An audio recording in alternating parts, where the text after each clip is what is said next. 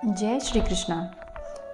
मार्गशीर्ष माह की श्री कृष्ण जी की कथाओं की श्रृंखला में आज आप सुनेंगे नरसिंह मेहता जी की एक सच्ची घटना। आप जानेंगे कि कैसे भक्त के बुलाने पर भगवान श्री कृष्ण बार बार दौड़े चले आते हैं। आइए शुरू करते हैं। गुजरात के जूनागढ़ में एक नरसिंह मेहता नाम के कृष्ण भगवान के अनन्य भक्त थे। किसी समय में नरसिंह मेहता की बहुत बड़ी हवेली और बहुत बड़ी जमींदारी हुआ करती थी। इनकी 2 बेटियां थी। एक बेटी का विवाह हो चुका था और इनकी दूसरी बेटी इनके साथ ही रहती थी और उस बेटी ने भी अपने आप को कृष्ण भगवान की भक्ति में लगाया हुआ था।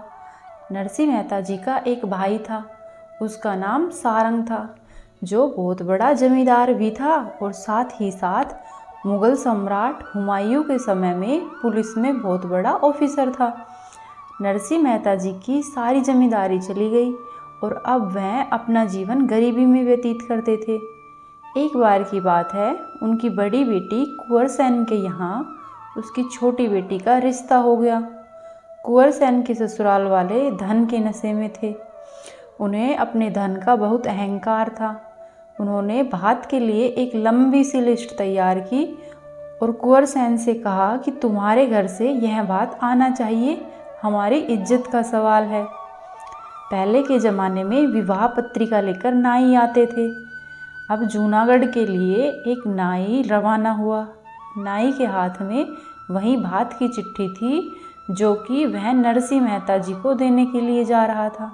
नाई ने वहां जाकर पूछा कि नरसिंह मेहता जी की हवेली कहाँ है। तब एक व्यक्ति ने मंदिर की तरफ इशारा करके कहा कि आपको नरसिंह मेहता जी वहाँ मिलेंगे, आप वहीं पर चले जाइए।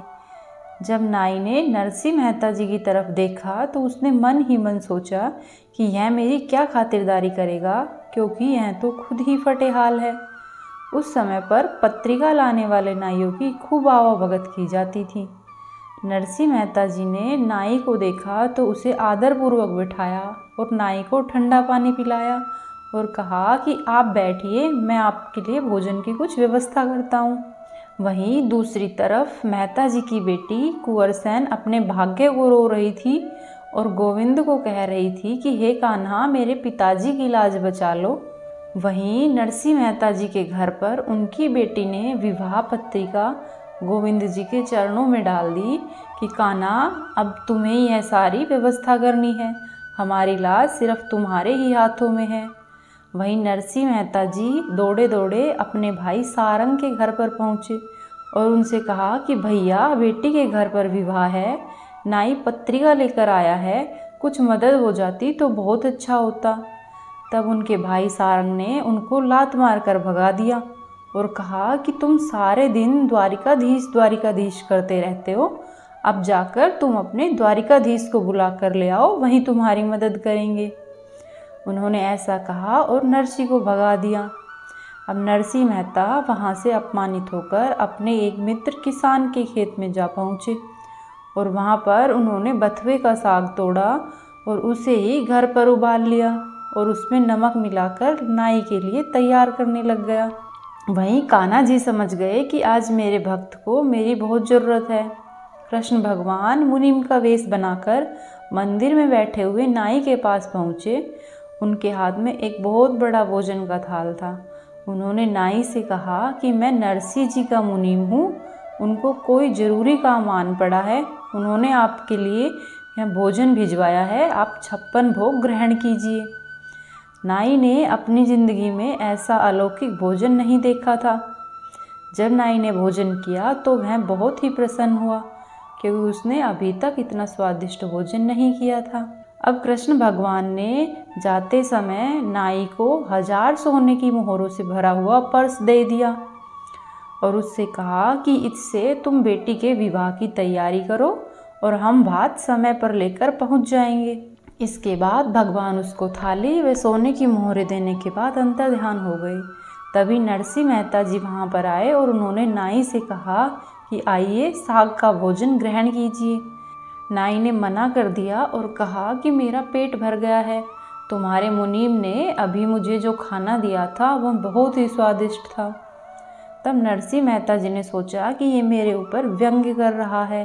परंतु जब उसने सोने की मोहरों का पर्स नरसी जी को दिखाया तो नरसी मेहता जी समझ गए कि ये कोई और नहीं, स्वयं कृष्ण जी ही यहाँ आए थे। इसके बाद नाई खुशी खुशी अपने घर को चला गया और भात देने का दिन भी आया। जब नरसी मेहता जी अपनी बेटी कुंवर के यहाँ पर जाने लगे तो वहाँ जूनागढ़ में एक अंधे साधुओं का बहुत बड़ा डेरा था। नरसी मेहता जी सारा दिन संतों के बीच रहते थे और श्री कृष्ण भक्ति करते थे। उन्होंने सोचा कि 16 संतों को बेटी के यहाँ ले जाता हूँ, संतों के आशीर्वाद से बढ़कर और भात में भला क्या हो सकता है। तब नरसी मेहता जी ने अपने एक किसान मित्र से टूटी फूटी बैलगाड़ी 4-5 दिनों के लिए उधार मांग ली और उस बैलगाड़ी में उन 16 अंधे साधुओं को बिठा लिया। अब वह जूनागढ़ से बाहर आए तभी उनकी गाड़ी एक गड्ढे में चली गई और उसका पहिया निकल गया और सारे साधु गाड़ी से नीचे गिर गए। उन्होंने बहुत कोशिश की किंतु ना तो वह गाड़ी ठीक हुई और ना ही वह गाड़ी गड्ढे से बाहर निकली। फिर नरसी मेहता जी ने भगवान श्री कृष्ण को पुकारा, हे भगवान, इस गरीब की इतनी परीक्षा क्यों ले रहे हो, मेरी मदद करो। इतने में ही भगवान एक बढ़ई का रूप बनाकर वहाँ पर प्रकट हो गए और उन्होंने नरसी मेहता जी की गाड़ी को दोबारा से बना दिया और नरसी मेहता जी से कहा कि मुझे भी उस गांव तक जाना है, तुम मुझे भी अपनी बैलगाड़ी में जगह दे दो, मैं तुम्हारी गाड़ी हाँक दूंगा, इससे तुम्हें भी मदद हो जाएगी। तब नरसी जी ने कहा ठीक है। अब भगवान भी नरसी मेहता जी की बैलगाड़ी हाँकने लगे। अब भगवान ने अपनी गाड़ी ठीक करने की मजदूरी मांगी। तब नरसी मेहता जी ने कहा, हम तो साधु संत हैं, हमारे पास कोई पैसे नहीं है, पर हम आपको दिहाड़ी के रूप में भजन सुना देते हैं। भगवान भी अपने भक्तों का भजन सुनना चाहते थे क्योंकि उस दिन नरसी मेहता उन्हें बेटी के यहाँ पर जाने की जल्दी में बिना भजन सुनाए ही अपनी बेटी के यहाँ पर जा रहे थे। अब सारे साधुओं ने अपनी सारंगी उठाई और नरसी मेहता जी भजन गाने लगे। जब नरसी मेहता जी भजन गाते हुए अपनी बेटी के गांव पहुँचे तो उस बढ़ई बने हुए भगवान श्री कृष्ण ने कहा कि क्या मैं आपकी बेटी के भात में शामिल हो सकता हूँ। नरसी मेहता जी बोले कि इससे अच्छी बात और क्या होगी। तब बढ़ई ने कहा कि मैं अपनी पत्नी को लेकर भात के समय पर पहुँच जाऊँगा। उसके बाद नरसी मेहता जी अपनी बेटी के यहाँ पर पहुँच गए। अंधे साधुओं को साथ में देखकर उसकी बेटी के ससुराल वालों ने बुरा मुंह बनाया और उनकी कोई आवाभगत नहीं की। साथ ही बेटी के ससुराल वाले उसके पिता का बार बार अपमान कर रहे थे। यही सब देखकर उसकी बेटी कुंवर को बिल्कुल भी अच्छा नहीं लगा। अब नरसी मेहता जी समझ गए कि ये सब लोग धन के नशे में चूर है और इन लोगों के लिए इंसानियत कोई धन नहीं है। फिर वह अपने कान्हा को पुकारने लगे, हे गोविंद, मेरी बिगड़ी बना दो, हे नंदलाला, मेरी बिगड़ी बना दो। तभी थोड़ी ही देर में वहीं पर वह बढ़ई अपनी पत्नी समेत गाड़ी भरकर भात लेकर आया। उन्होंने नरसी मेहता जी से कहा कि भात के लिए सामान आ गया है। अब नरसी मेहता जी समझ गए कि यह कोई सामान्य इंसान नहीं है, यह स्वयं गोविंद है। उन्होंने प्रभु से कहा, हे प्रभु, मैंने आपको पहचान लिया है, कृपया करके मुझे दर्शन दीजिए। अब तो गोविंद ने उन्हें लक्ष्मी और नारायण के रूप में दर्शन दिए और कहा कि मैं अपने भक्तों की लाज बचाने के लिए कभी देर नहीं करूँगा। देर सिर्फ तुम्हारे पुकारने तक की है। यदि एक बार तुम मुझे सच्चे दिल से पुकारोगे तो तुम हमेशा ही मुझे अपने समीप पाओगे। अब तुम भात भरने की तैयारी करो और बेटी के ससुराल वालों की सामान की लिस्ट के हिसाब से ही भात भरा जाएगा। पर यह बात किसी को नहीं बताना कि लक्ष्मी नारायण बेटी का भात करने आए हैं। तुम कहना कि यह मेरा मुनीम और उनकी पत्नी है। अब रात को 10 बजे भात भरने की तैयारी शुरू हुई और जितनी ससुराल वालों ने एक एक चीज़ की लिस्ट भेजी थी उससे कई गुना करके भगवान ने उनका भात भरा। राशन की बोरियां थी, सोने चांदी हीरे जवाहरात इस भात में सब कुछ थे। कुंवर सेन की सास को जो कुछ भात में दिया गया बिल्कुल वैसे ही घर के नौकर चाकरों को भी दिया गया। कपड़े और हीरे जवाहरात सब कुछ थे। उन्होंने आज तक ऐसा भात नहीं देखा था। रात के 10 बजे भात भरना शुरू हुआ और सुबह के 4 बज गए तब तक भगवान श्री कृष्ण ने भात भरा। उसके बाद कुंवर सेन उनकी लीला को देखते हुए समझ गई कि यह कोई साधारण इंसान नहीं, स्वयं लक्ष्मी नारायण जी ही आज मेरे भाई भाभी बनकर आए हैं। तब कुंवर सेन को भगवान ने दर्शन दिए और उनसे चुप रहने के लिए कहा। 4 बजे भात भरने के बाद नरसिंह मेहता जी को वापस चलने का आदेश दिया। भगवान श्री कृष्ण 4 बजे नरसिंह मेहता जी को गाड़ी में बिठाकर अंतर्ध्यान हो गए और रास्ते में जो भी थोड़े बहुत हीरे मोती बिखरे पड़े थे, उनके नौकर चाकर जो कि भात में शामिल नहीं हो सके, उन्होंने भी वहाँ रास्ते में पड़े हुए हीरे मोती उठाए। ऐसा बात देखकर बेटी के ससुराल वाले एवं साथ ही पूरा गांव दंग रह गया। उन्होंने आज तक ऐसा बात कहीं नहीं देखा था और ना ही कभी सुना था। लेकिन भगवान भी सिर्फ उन्हीं पर कृपा करते हैं जो कि सच्चे हृदय से भगवान को चाहते हैं।